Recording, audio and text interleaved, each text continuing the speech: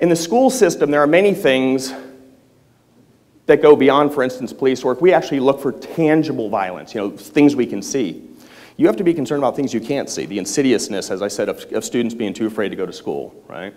Of students going home and drinking or taking drugs to medicate the bullying that they receive at school. Students who become maladjusted in these really sensitive early years as a result of being in fear all the time. We don't generally deal with that stuff in law enforcement, but you do, because you have an intimate relationship with your students. Here's one of the problems that we have when we're talking about what scares us, the liability thing, right? I call it pop culture refereeing. Media sensationalism. You will not have a fight in school that won't make the paper. Accept it. You will never be involved in an altercation in school that won't make the paper. Accept it. Media loves that stuff. They love it. It's great stuff. Sells papers. We've had to deal with it forever in law enforcement. And by the way, whatever happened, there will be no resemblance in the paper of what actually happened. Just accept that. Understand that. It's the way it is, okay? It'll frustrate you. It'll make you angry. It'll make you stamp your feet and ball your fists. It's the way it is. It's not as good a story when we tell the truth, okay? When we actually do the investigative reporting that would expose what in fact happened. Another problem is laws are often ignored or misunderstood. We just saw this issue, and we're still seeing with stand your ground laws. People just don't get it. They don't understand it. They can't make heads or tails of the statute. So they offer an opinion that they think matters. And I'm a law guy, so we're going to talk a little bit about law and policy and how that reflects what we do. But this is a big problem. You're going to have intellectual conversations, by the way, they're going to be reasonable conversations with people who don't get it. They just don't get it, and they think they do. Because violence affects everyone, so we talk about it at home with our kids, with our spouses, with our friends, and we think we're well educated, when in fact what we're doing is tossing around the same bad ideas, right? Opinions are often driven by hindsight bias. Do you think it's easier to tell a story before or after the story's over? That's a silly question.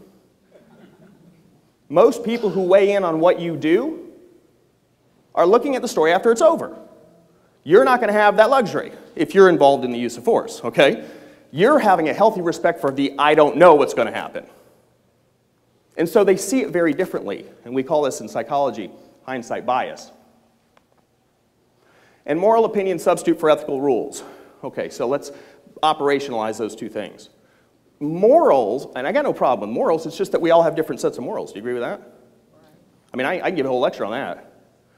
We see the world differently because of our experience.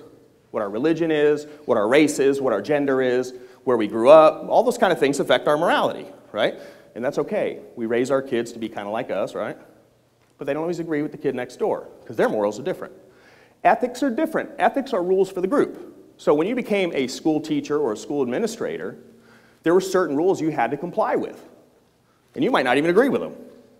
But because it's part of your job, it's an ethical standard to abide by that particular set of rules, right? So when you're talking to most people who don't share your experience in education, they're using a moral base from which to draw opinions. And you're arguing an ethical base. Cops have the same problem. Cops think it's crazy when somebody says, why didn't you shoot him in the leg? Well, it's because we don't shoot in the leg. We don't train to shoot in the leg. I can go on and give you a lecture about why we don't do that. But the public thinks we should, because it hurts less, I guess.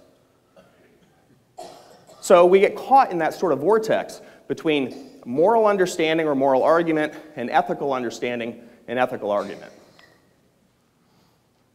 What you're going to be doing as an administrator, as a teacher, as somebody in the world of education is not fighting. We don't fight. We use defensive techniques.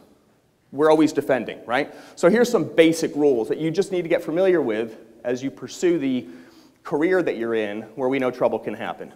First of all, it's always defensive. We never retaliate. We don't ever hit somebody because it makes us feel good. We got rid of that when we were 8, right? Sometimes there are injuries. You have to accept that. When there is force, sometimes there are injuries. Matter of fact, it's quite common. If you're trying to use force that doesn't involve injuries, you are not using force. You're doing something else, okay? So sometimes there are injuries. And, again, if you paid attention to your last lecture, sometimes the effects are deadly. And that can be very frightening. If you have an active shooter that comes into your school, what are you going to do? Are you able and capable of using deadly force to solve this problem? And those are some of the questions that I think only cops used to have to ask themselves, cops and soldiers. But now it kind of comes down to you having to answer that question as well. So let's talk a little bit about a fight, because I want you to be familiar with it. I want you to know it when you see it. One of the biggest problems I notice, and I teach fighting all over the world, is that people don't understand what a fight looks like. Usually, when they get punched in the nose, they go, "I'm in a fight!" And that's late in the game, I think. So the pre-fight indicators are very important when it comes to understanding what's happening. And a lot of times, you're not going to be the subject of the assault. You're going to come up on two people fighting, or about to fight, right? I mean, this is the kind of stuff we see in the school system. Doesn't mean it's always the case, but most of the time. So when you're paying attention sort of from the outside of the perimeter, these are kind of the things that you would see. And these are common for actually all species, but I'm going to try to stick as much as possible to humans. First thing you're going to see is somebody freeze. This is the old deer in the headlights, right? The freeze is a cognitive period where your brain has no thought. What's happening is the forebrain is starting, because of the alarm, to reduce its capacity, and the subcortical processes are starting to work. Those are the things that you often call fight-flight, right? And many of you guys, if you've ever been in a fight or you've been in a critical incident of any type, might have things like memory loss, perceptual distortion, slow motion timing. We hear all that stuff in serious fights. That's what happens during the freeze complex. You're getting all of these neural changes in your head.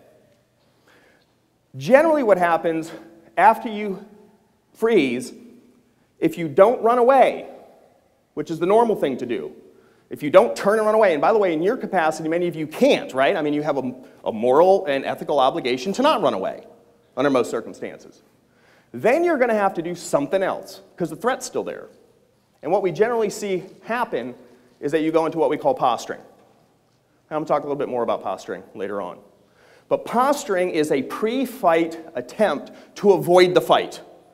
You're trying to come across so overwhelming and so convincing in your posture that you are more than capable of dealing with this, that you hope that it de-escalates the effect of the person that you're dealing with, right? But that doesn't always work, especially when you already come up on high emotional situations. And sometimes you might be forced to fight. Usually we see fighting occurring after them trying to escape and then the posturing. That's usually when we see it. It doesn't just start. Fights don't generally just start. There's things that occur before them. Every now and then you'll come up on a kid or an adult who has been in a fight and has done the fourth thing, which in law enforcement we have to train out of our officers. I would love to spend more time with you and train it out of you as well. It's called submission. Submission is the person on the ground, curled up in a fetal position, with people standing around them and kicking them until they get tired. And that's not a good way to fight, okay? But we know that sometimes when you're overwhelmed, when your coping mechanisms are not capable of dealing with the onslaught of sudden violence, that you just simply submit. And I'm afraid a lot of teachers tend to be in this mindset.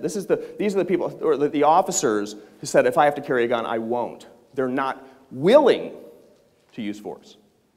And I would submit to you, if you're sitting here today under the sound of my voice, that all of you need to find a place in your mind to know that there may be a day that you have to fight and you need to do your best and not submit, okay? But these are the four pre-fight indicators I talk about in court a lot.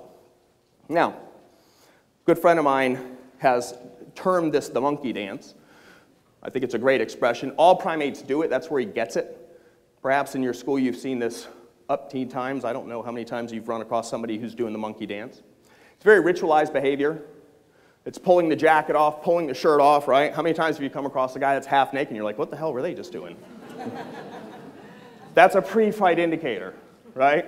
You got two naked guys in the hallway and you're thinking, wow, this is weird. It's not weird to me. I see that all the time. It's the first thing you do. You rip the shirt off. It has no bearing on anything, but you take it off.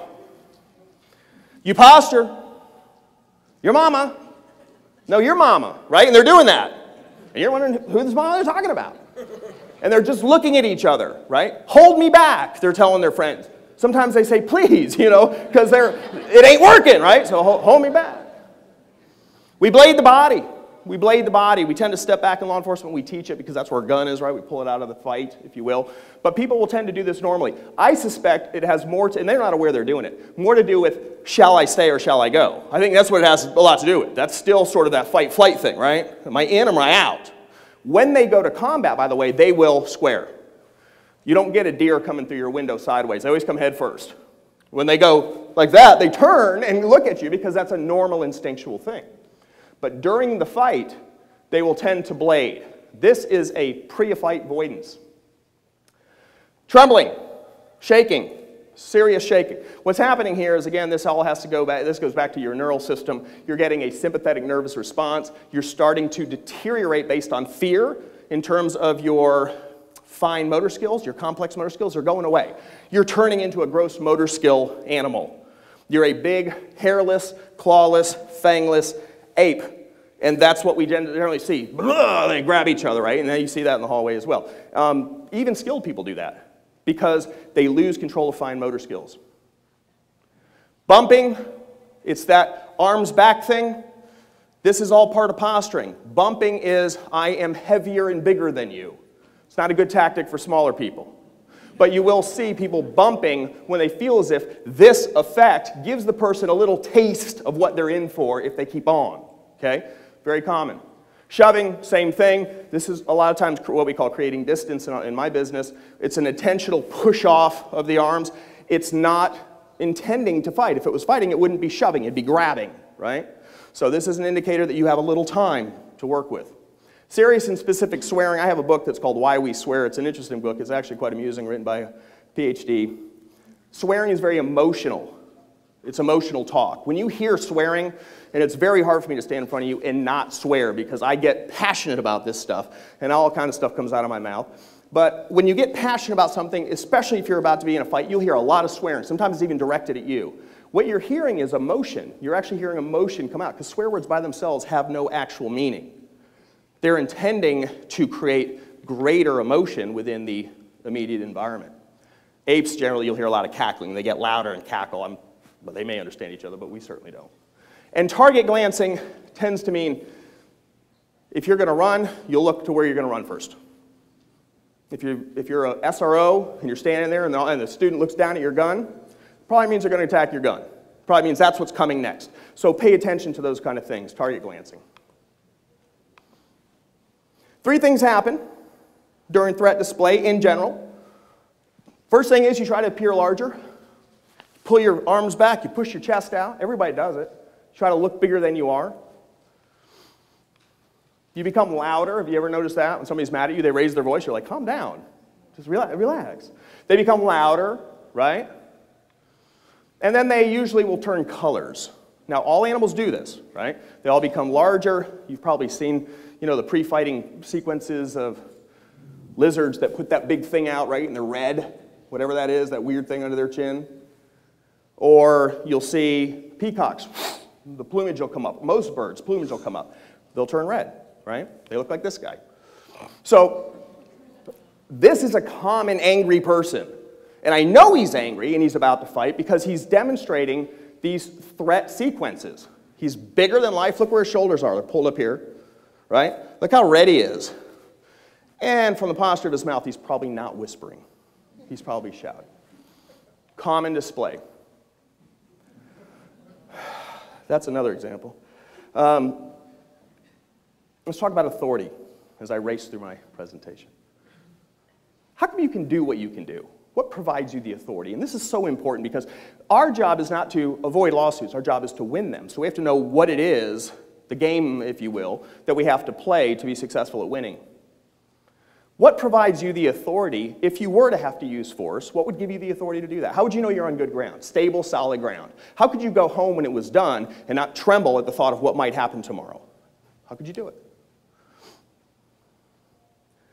Well, there's 4 things, since you all don't want to play along. There's 4 things that grant you authority. And these are very generic base things. And if I was teaching just to Florida people or just to Georgia people or just to Mississippi people and so on, I could be a little more specific. But what's important is that you understand these base things. These are things you have to comply with. This is the ethical circle that we talked about earlier. These are things you have to comply with. It's like an inverted triangle. Now, this side represents you using force. This side represents your frustration in trying to document force, okay? Which we've all had. I'm not sure what happened. They want me to write about this. I'm going to tell you what happened and what you need to comply with, because that matters. If you're consistent with these 4 things, you're going to win the lawsuit. You're going to win the discipline. You're going to win all the bad things that could happen to you tomorrow. And the first one is federal law.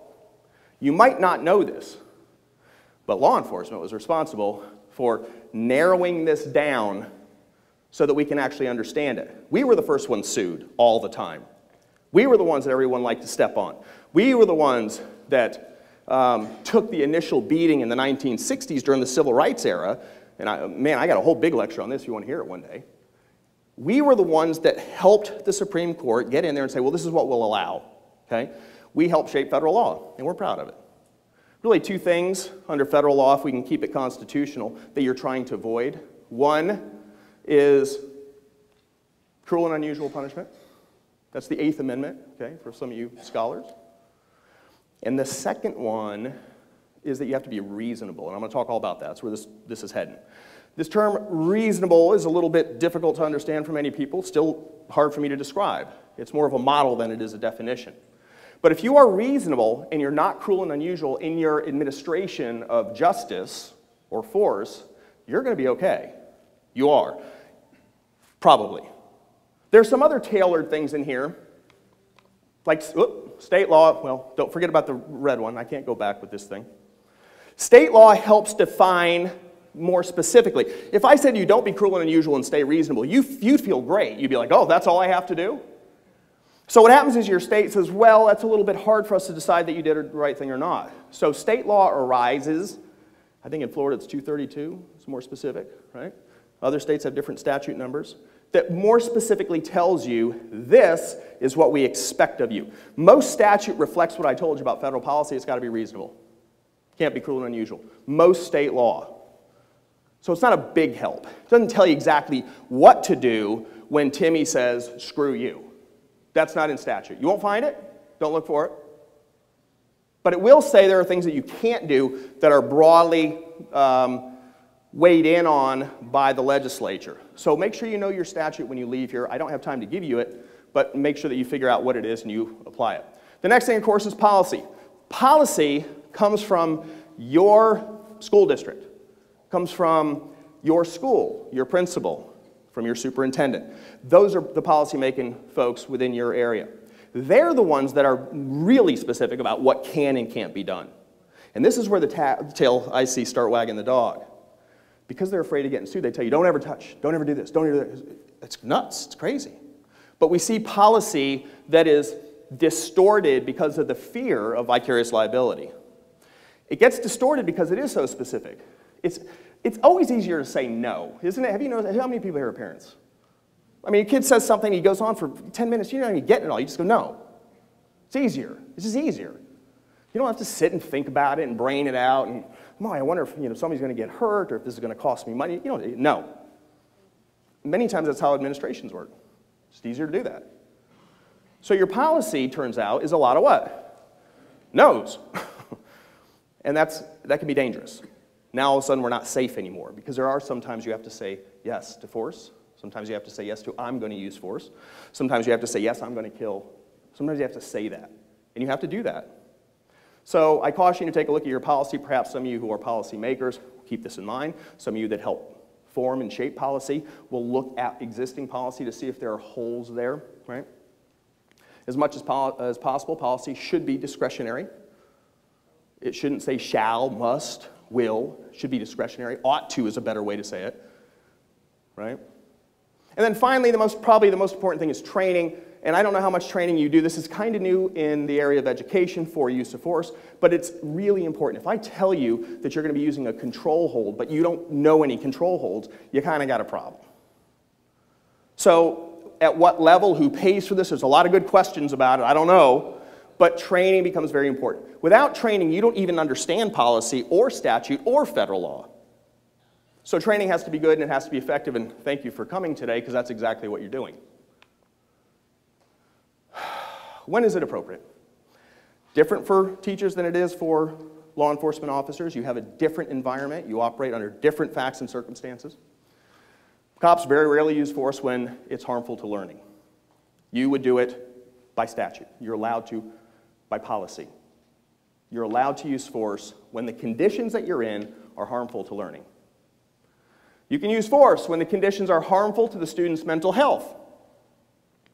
If you reasonably perceive that somebody is being adversely affected mentally based on what's going on, you can take action. What kind of action we'll talk about later, but you can take some action. You're covered. Policy allows it, statute allows it. Conditions harmful to students' health. This is probably what most of you are imagining as I talk about conditions. You're imagining people fighting. Clearly that's harmful to somebody's health. But it could be other things as well. Somebody throwing something, right? Just sort of aimlessly throwing something. Got to put a stop to that. Running in the hallway. I remember being scolded more than once for that. You have to pay attention to those things. You're allowed to take action to stop that from happening. Conditions harmful to safety, very broad, very general. Anytime it's a safety issue, you should step in. I do a lot of scenario-based training, a lot of it. It's the first thing I tell the students that are involved in my scenarios. I don't care what you're trying to do. I don't care what you're going to do in response to what that person is doing. If there is a safety issue, everyone stops. If I say stop, if you're like this, that's how you should end up, just like this, until I say go. Because something's happened that you didn't see. I would say that it's probably more important in your environment when you got a lot of kids and you see a safety issue, you jump on that right away. And then, of course, actual harm and or injury to self, school personnel, or others. Some of your policy may allow harm to property. Okay? Some may not. I've seen great debate on this issue on whether or not you can stop somebody from damaging something or if you're just the eyes and ears that reports it later. But you'll have to check your policy for that. So let's talk about this word, because this is what everything is based on. When you're defending yourself, when you're doing your reporting about what happened, you have to show a level of reasonableness. Who knows what reasonableness means? Wow, we're in trouble. How many people here are reasonable? Okay, so how do you know?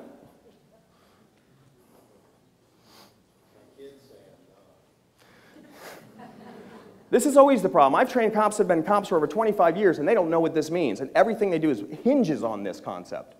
And there's a lot to be said about reasonableness. What is reasonableness?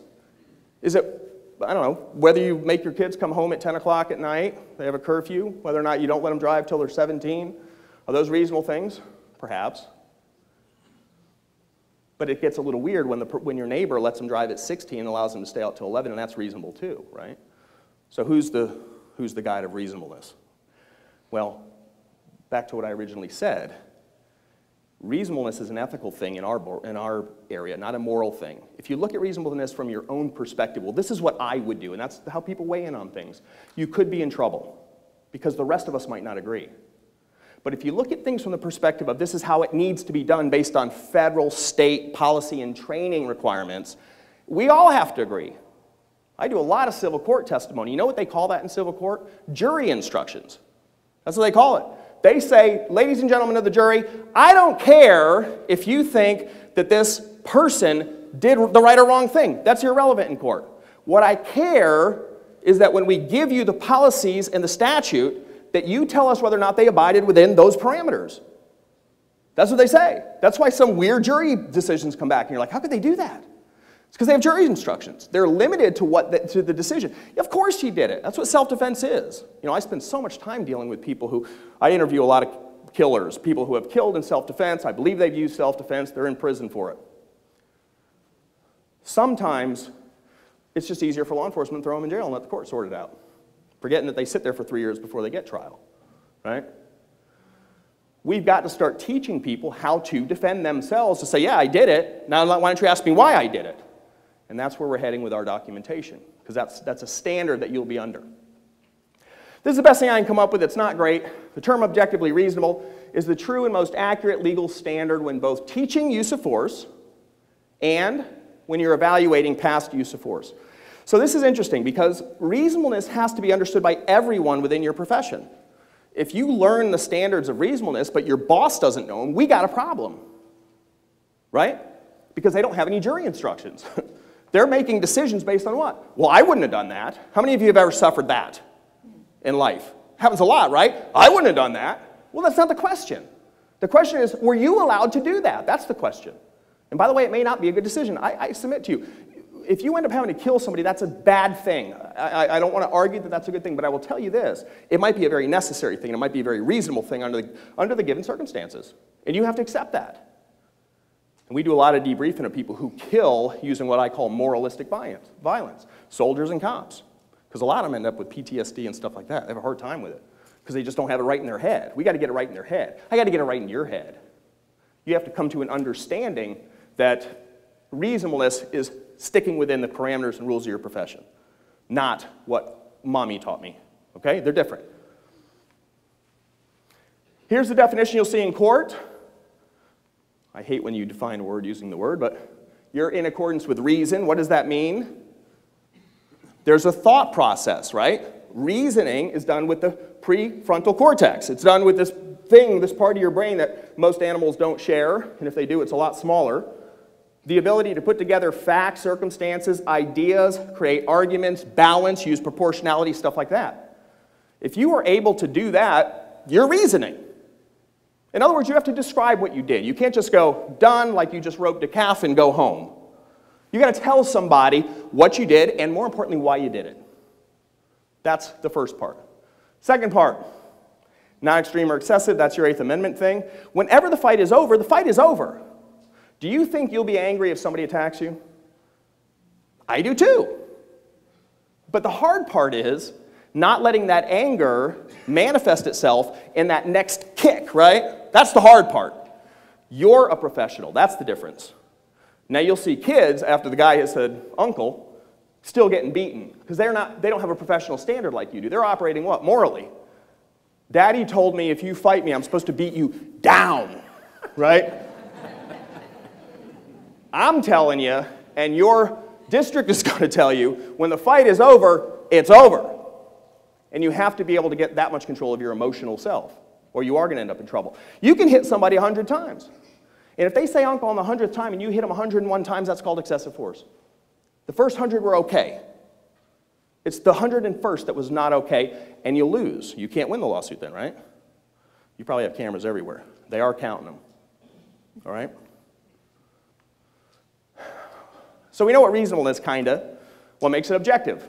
Well, there's a three-part test to objectivity. The first one is, what would an ordinary person do? It's hard to query everybody and say, what would you do? But it's what you guys might relegate to common sense. Personally, I don't believe in common sense, but I believe that it would be something that most of us would agree is okay. And that's a little hard to get our arms around, certainly if you don't know what we do for a living. So the people that should be judging us are the people who would look at our statute, federal law, policy, and training and draw their conclusions from what's allowable, not what I would have done again. You'd have to present them with the same facts and circumstances. How do you do that? How could you actually present the same facts and circumstances? Take them out there and say, here, come here. Start punching and kicking them. Say, this is what I was dealing with. Probably not the best way to do it. You may want to do that, but it's not the best way to do it. I would say through documentation, right?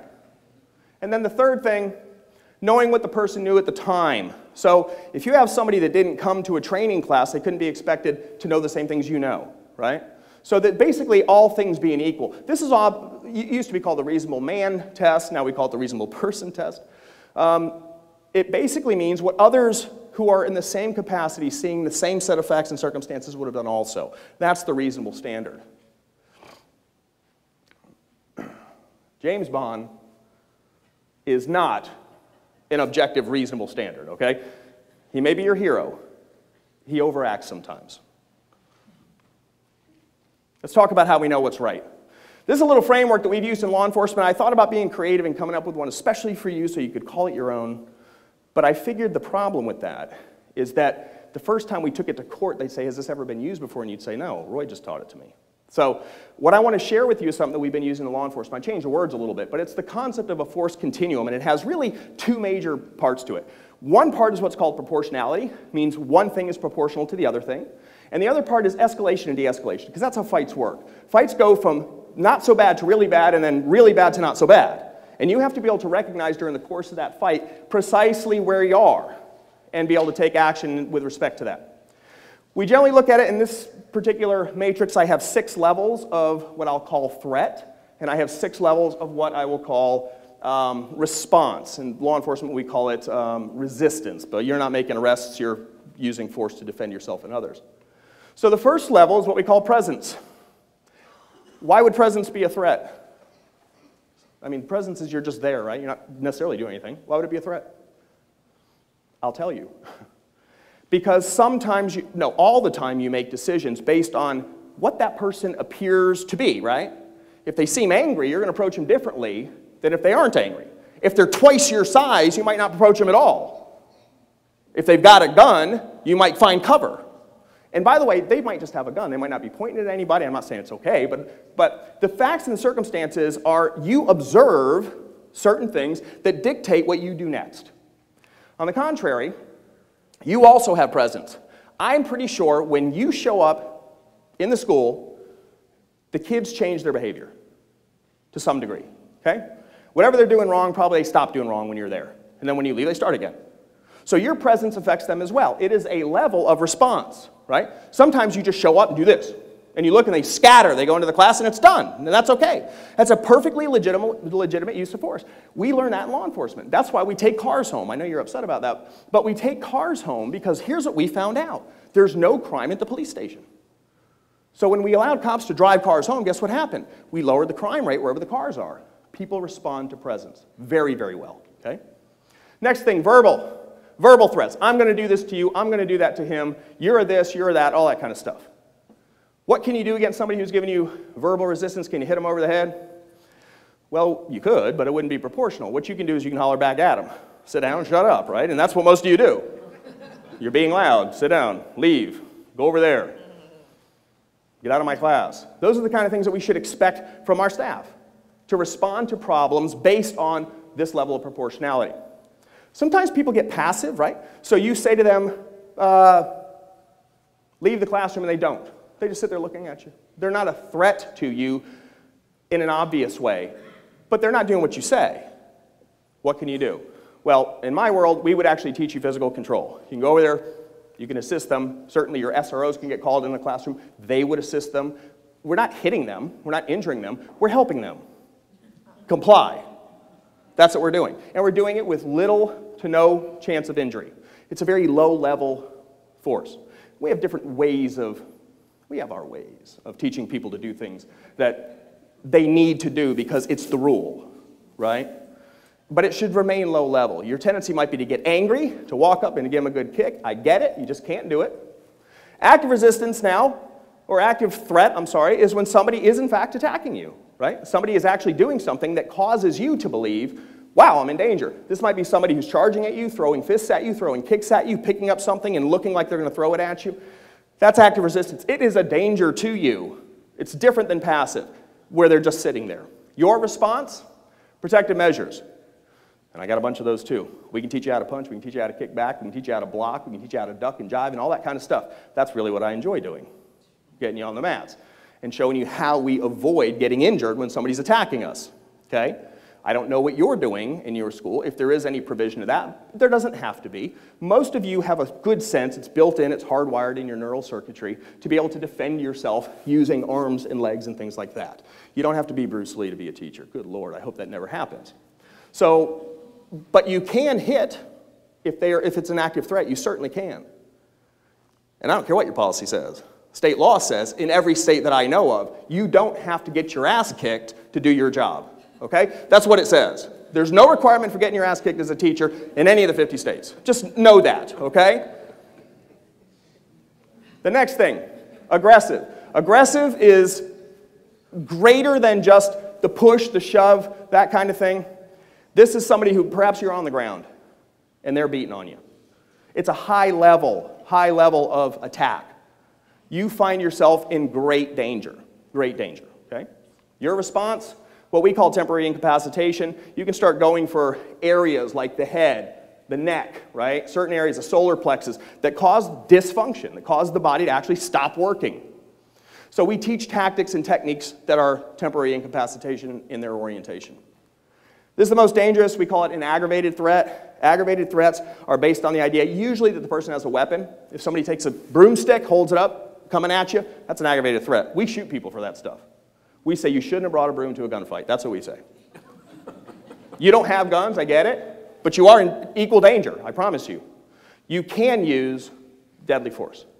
You can pick up a chair and hit them back, okay? You can do those things by law. You are not required to die to be a teacher in the state of, well, Florida, Georgia, Alabama, Mississippi, South Carolina, North Carolina, Tennessee, Kentucky, West Virginia, Virginia, and on and on. You're not required to die for your job. So as long as you accept that, we hope this never happens to you, but should it happen to you, you should be ready. Does this look familiar to any of you? After it's over, right? After it's over, you've done a good job. Everyone comes running to you, wanting to know what happened, right?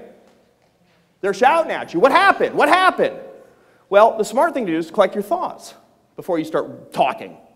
Because everyone you talk to is called a witness.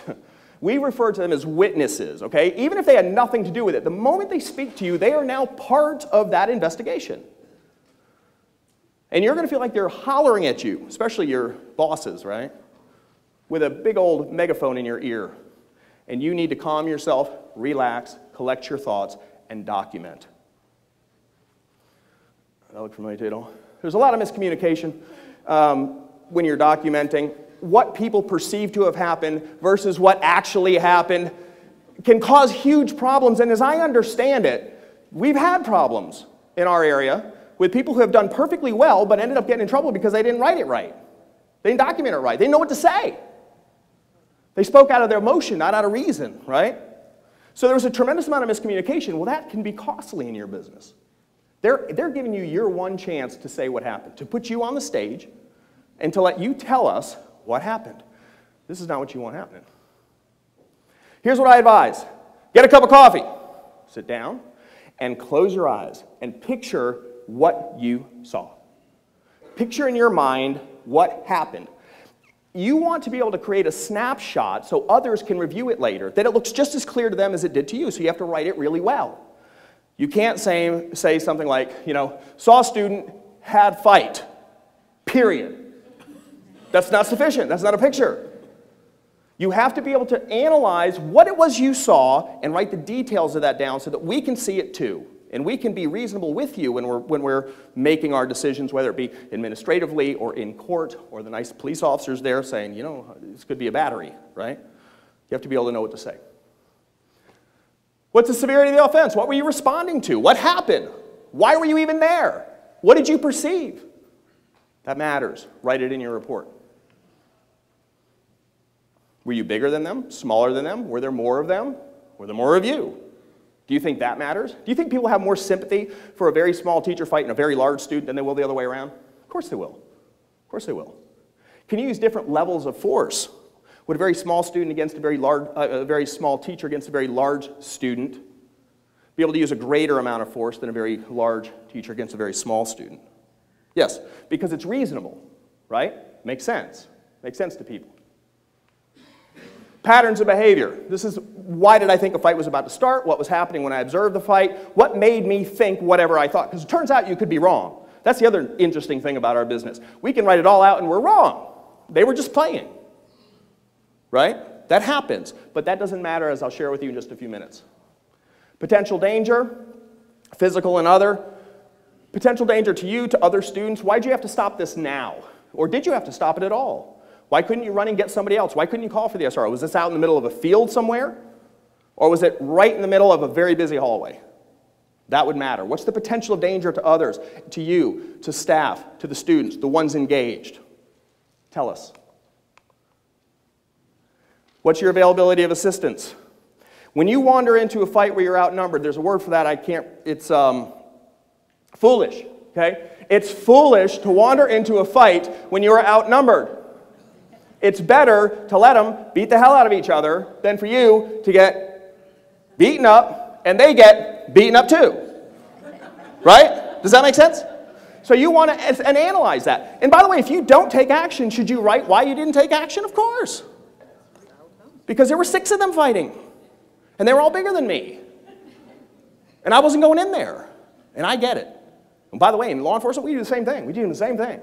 We don't wade into the middle of 6 people fighting for truth, justice, and the American way. Oh, no. Oh, no. We watch. We shout. We call for help. And we see what happens. That's the way we do it. Actions taken prior to the use of physical force. Do you think they're going to know what you tried to do but didn't work? Yeah, that's what I call the force matrix or the force continuum, right? I told him to stop. I tried to pull him off. I had to hit him in the head. But I did these other things first. That shows what? Escalation of force, which is entirely reasonable. I just shared the model with you. So don't just say, I walked up and I hit Timmy in the head. Period. Some of your reports turn out that way. And I busted his eye. We don't say those kind of things in our reports. It may be true, by the way, but that's not how we write it, right? We say, I observed a student on the ground, another student, I'll tell you about all that kind of stuff, and we detail why we did what we did and the things that we did before we did what we did to try to avoid having to do what we did. Threat perception, your perception of the threat as it occurred and your actions based upon that threat remain more important than what might actually be discovered after the fact. This might come as a surprise to you, especially to some of you who read the newspaper and weigh in on law enforcement stuff and you think you know what's going on and you go, well, I can't see why he did that. Well, he did that because he didn't know what you know. He did that because he was facing a circumstance that at that time was a total unknown. And they took action as a result of it being unknown, and it turns out it wasn't what he thought it was. Happens a lot. Man, you've heard stories, right? I mean, we pull cars over and we end up shooting the guy that gets out and he hasn't done anything, but we thought he was the robber. And he just came out with something in his hand and we thought it matched up what we perceived would have likely happened if we in fact did stop the robber. Those are called bad facts. It's true. We settle those all the time. We have a lot of bad facts in our business. But your perception is what matters. What did you think was going to happen? Forget about what we know happened. What did you think was going to happen? That's what we want to write in our report. Stick to your facts. What will happen is they're going to come in and they're going to say, well, I don't know if you knew this, but blah, blah, blah, blah, blah. That doesn't belong in your report. That's an after-the-fact fact. You write your narrative based on what you reasonably believe at the time, even if you know you're wrong when you're writing it. I'm not asking you to make things up. I'm saying that you had a perception. Look, if any of you guys got in this business because you want to fight, you don't need me, okay? You need a psychologist, right? That's not why you became a teacher. You became a teacher to teach. If you're in a fight, it's because bad things have happened around you. I believe that. Tell us what those bad things are. That's what we want to know. Parts of a threat. You have to demonstrate, as I wrap this up, that the person had the ability to do whatever you thought they were doing. You have to demonstrate that the person had the opportunity. Let me give you an example, for instance, and I'll use a weapon. If I have a knife in my hand, and I'm dealing with this gentleman up front here in the green shirt, I have the ability to cause him great harm. Do you agree? But knives don't cut that far away. So I don't have the opportunity, right? Now, on the contrary, if you saw me walking towards him, what would I start to have? Well, both, because I still have the ability, but now suddenly I got the opportunity. And yeah, I've heard the argument you can throw knives, but no. The knife is dangerous here, okay? So this is the opportunity. So I want you to dissect that in your reporting, in your narrative. Had the ability, had the opportunity, and I believe that the person was, in fact, in jeopardy. I can tell you right now, many of you are sitting here with a gun on your hip. I saw that. Just pay attention. You have the ability to kill me. You have the opportunity to kill me, but you don't want to kill me. I don't think. But I am watching you. Until you make some kind of an action to make me feel as if my life is in danger, I'm not in jeopardy. So jeopardy has to be described as well. I believe this was going to happen. Saw Joe with a knife, approached Tommy, thought he was going to cut him. You're talking about three major parts to building your effective, reasonable narrative, okay? And then the last one is what I call preclusion. Preclusion means there's really nothing else you could have done. Some people call this necessity. In statute, you say, oh, you can only use the force that is necessary. Have you ever heard that term or that phrase before? Only use the force that's necessary. Necessary means you needed to do it, like there wasn't any other thing you could do. There you were. It was happening. And so you took action. You needed to take action. This is preclusion. It also allows you an opportunity to say, well, I could have done this, but I didn't because I found another option, which is, by the way, what you all should be training for. other options, right? We don't want to fight. It's not what we want to do. But if you fight, tell us why you had to fight. Well, I'll let you just kind of look at that. How many of you guys have use of force reports? Or after-action reports, things like that. If you get in a fight, if you end up breaking up a fight, if there's violence around you, do you have a special form you fill out? Shake your head like this. Okay. So some of you do. Shake your head like this if you don't. Okay. If you don't, make one. Make one. Because this is what's going to show up in 2 years when you have already done 700 more days of schooling. You're not going to remember what you did. But the attorney will, right? They're going to know exactly what happened. You need to be able to pull a document that has these facts spread around it so that you can effectively recall, oh yes, you know what, I do remember that. This is what's going to jog your memory. This is what's going to give you the juice you need. It's a roadmap for reasonableness. It's a roadmap for reasonableness. That's what it is, a blueprint. And I see in my self-defense cases is one of the biggest problems with citizens who get in fights, use force to protect themselves, and they go to prison. Why? They didn't know what to say. Cop didn't ask them to write it down. Cop said, tell me what you did, right? And by the way, if a cop ever asks you anything, don't answer. It never does you any good. That's been my experience. We are looking for inculpating evidence, stuff that makes you more guilty, right? Because we're building a case that's called probable cause.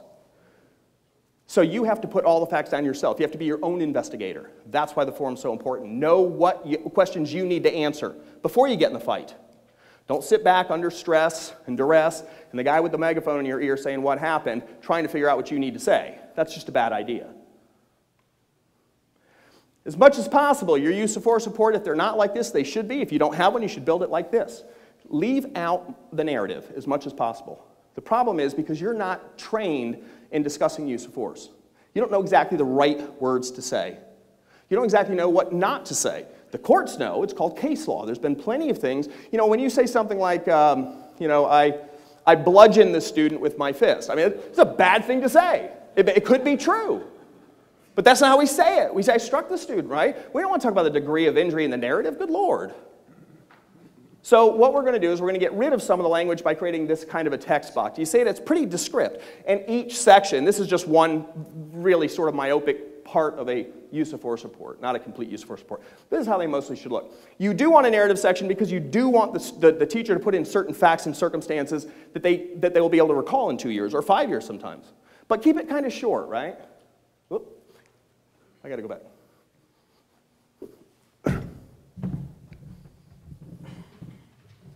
This is an example of a narrative laced with nothing inflammatory. You'll notice here I won't talk about degree of injury. If you can't see it, it says, I observed several students hollering and screaming in a circle in the west wing. They were focused on something in the center.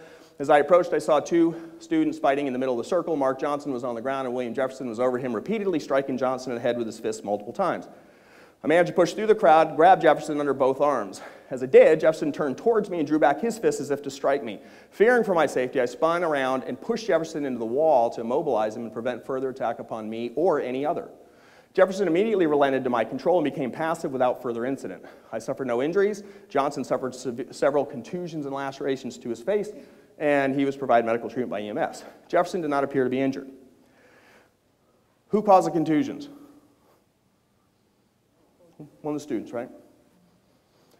You will talk about the degree of injury when you're talking about what you're observing. But if you end up having to strike Jefferson in the face and you cut him, you struck him in the face. We'll have a section at the bottom that says injuries. It'll say laceration to the face. That softens the effect that juries hear when the narrative is read. Do you understand that? It's all true. It's just how you frame it, okay? But we do want to know that whatever we did was necessary because what was happening? This kid had several lacerations in his face. I didn't cause them, but that's what I saw. Those are the injuries he suffered. So that would belong in the narrative. You understand that? You want to present it correctly.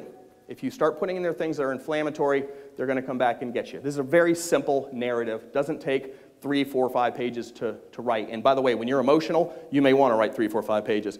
Bring your diary with you, okay? Don't write it in your, on your official reports. Something called volition. Police have been using this for years. Ask a cop, do you shoot to kill? What do you say? What do you say? We don't shoot to kill. I say you put 2 in the chest, 1 in the head. Ask your doctor, okay? That's where we shoot. But we never say that. Why? Because we never form intent to kill. We have what's called volition. Volition means we're trying to accomplish something else. We shoot to stop things from happening. Do you understand? You see the difference? This matters. If you shoot to kill, if I shoot you and you're dead and you're not dead, I walk up and shoot you again. That's shooting to kill. Do you see the difference? If I shoot you one time, even though I meant to shoot you twice, but one missed, and you stop, do I shoot you because I missed? No, because the threat is stopped. This is volition. This is how you need to present your narratives. Narrative must account for a calculation of the need to use force rather than just to describe the end product. I struck Timmy in the eye and it bled. That is not a good narrative, okay? Injuries should be listed in the injury section of the report. You should have a section that says injuries. You, others, you know, that kind of thing. You do check marks if you like. Contusions, lacerations, broken bones, gunshots, slashes, you can do that kind of stuff. Help your people out if you want. In other words, at the heart of the description is your intent to stop an imminent threat rather than an intent to necessarily injure or harm another person. So just get those two things right. The intent to do something is called criminal. Okay? If you're intending to hurt somebody, if you're intending to kill somebody, it falls under the battery statute, sometimes aggravated battery, sometimes it could even be homicide, right? But if you're doing what you're doing to stop the person from doing what they're doing, you don't form intent, you form volition. You're trying to stop something from happening, which is why you used the force that you did. So these are some of the resources I used in giving you this information. I think you can tell I got a lot more, but I know it's lunchtime, and I probably already overstayed my welcome. I want to thank you all for inviting me here. It's been a pleasure. This is my information. If you want to contact me, I do lectures all over the place. I'm happy to come do one for you as well. I think there's a lot of work to be done in this particular area. If you have any questions, I will take them for maybe 5 minutes before you leave. If you don't want to stay, you won't hurt my feelings. It's fine. But at this moment, I'll just open the floor for questions. Anyone? Damn, I did a good job. Oh, you have one, okay. You mentioned the use of force in appropriate conditions are harmful to learning. Explain conditions harmful to learning. So for instance, if you're trying to teach a class and something is going on in your class that's disrupting the learning. So somebody's in the back, they're talking real loud, they're playing, I don't know, they're horse playing with their friend, and people are starting to pay attention to them. They're not listening to you anymore. Everybody understand this question? I said you can use force when conditions are harmful to learning. So that's what I'm describing right now. I'm sorry I didn't lead that off. Right, so you can remove this, you can ask them to leave, that's the best, it's verbal, right? Leave, no, oh, leave, you know, and then you can escalate, so on and so on. So that would be a condition. What else? And by the way, those are all things that I got from the Department of Education as to why they think you can use force. I didn't make any of that stuff up. So, you can take it to the bank, as they say. All right, once again, thank you very much. It's been my pleasure, and I hope to see you all perhaps next time.